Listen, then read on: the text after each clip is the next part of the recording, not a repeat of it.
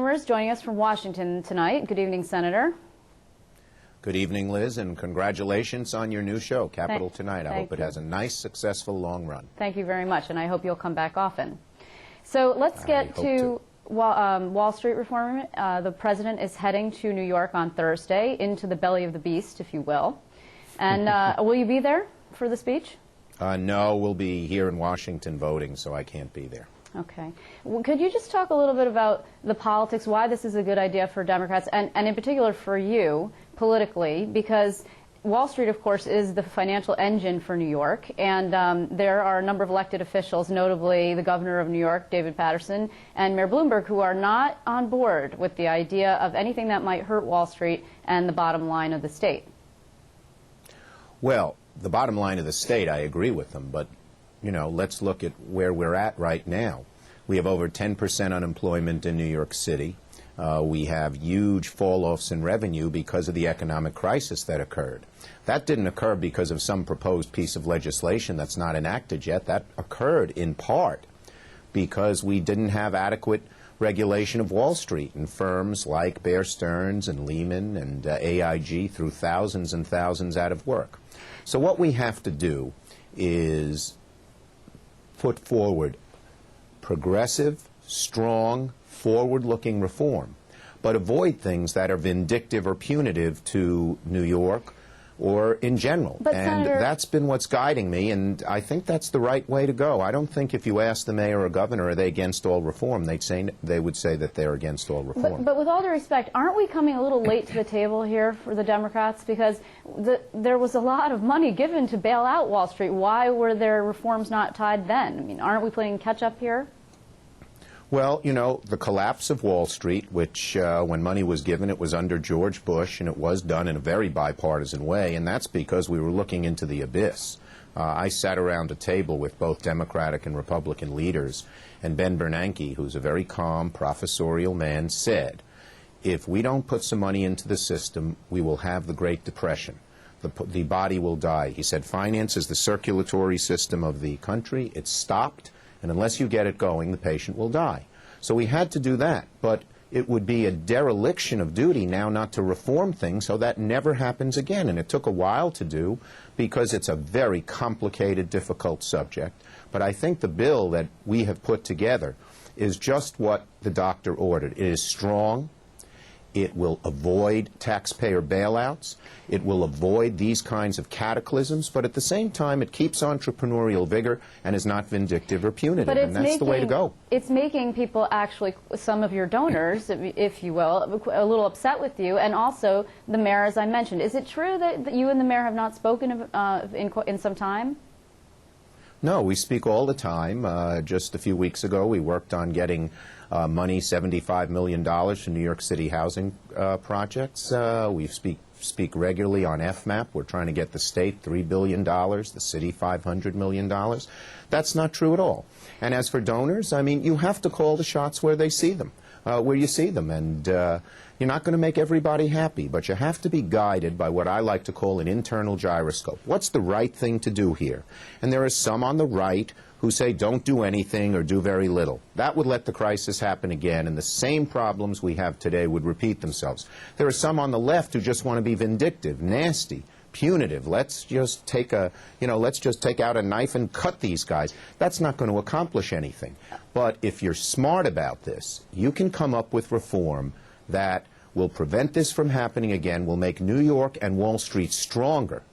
And I have to tell you, lots of the smart people on Wall Street and the forward-thinking people on Wall Street agree with it, but certainly not everybody. Can we talk about the left for a second, actually? Because the Working Families Party gave its endorsement to you, its first statewide endorsement, and I think that you would not disagree with me that they are indeed on the left. So they are, but they do a very good job at representing working people. I've always been very, very supportive of people who work for a living, and that's been part of my career, so I was proud to get their endorsement. But you're at odds, actually, on one particular item, I believe, which is they today are pushing their proposal to have a tax on Wall Street bonuses, and that is not something that you support? Well, no, I support the TARP being fully repaid. We said that when the original rescue legislation came about. It's actually part of the rescue legislation. To me, the best way to go is actually a tax on the TARP recipients. And that's what the President has proposed. And I think that is the most forward, that's the best way to go. It will fully repay the taxpayer, which should happen and has to happen, but it will do it in the best way possible for the future health of these institutions and for New York. So the fact that you're actually at odds with the Working Families Party on this particular topic. You're not, I don't agree with the Democratic Party on everything, and I'm a good Democrat. And actually, another Democrat in New York, Eliot Spitzer, I'm not certain how much you are speaking to him these days, but he has quite a lot to say about the financial industry. And yesterday, or earlier this week, he said that he found no coincidence in the fact that the SEC is filing a lawsuit against Goldman, and also at the same time, the Obama administration is making a push, to reform Wall Street. Can you talk about that in terms of politics? I mean, do you think this is in fact politically motivated? Yeah, let me say, I haven't seen any evidence to that effect. The SEC is known as a pretty non-political organization. An investigation like the one they did on Goldman Sachs usually takes years, certainly months. And in fact, as I understand it, they notified Goldman Sachs months ago that they were looking into this. They're known as non-political. So you'd have to give that the presumption. Now, if there's some evidence to the contrary, it's serious and should be looked at. So you disagree with that statement by Eliot? Well, I don't, there's no evidence to that effect. I see. I understand that you're interested in talking a little bit about the baggage issue. You had some success in that area. Well, let me just say this, Liz. You have to deal and should deal. That's part of our job with the big issues. But as you know, I've always had a focus on the average middle-class New Yorker and what they want and need. And I think it's sort of elitist almost for a government official to say, this is what you want and this is what I'll do.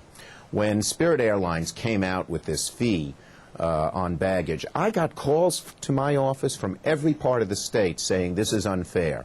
And so I've taken some action. We first introduced legislation, a group of 6 of us. I believe it'll have bipartisan support that would prevent the fees from being put into effect. And these, by the way, these are not fees for anything. They're for carry-on baggage.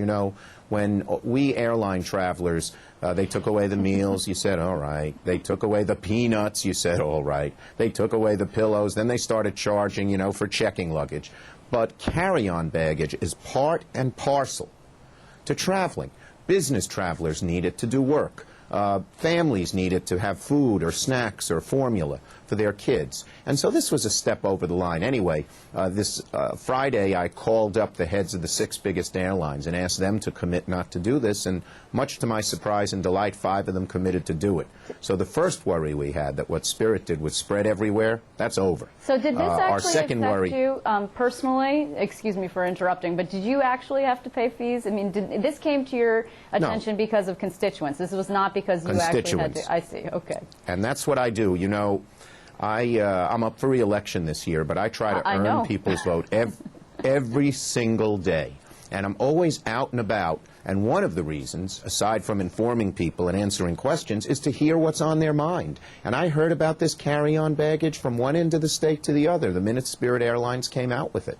So I'm proud that we did it. And, I like to do the big jobs and I like to do the little jobs. Okay, Try Senator, to be successful at both. I have to also ask you about the Schumwich.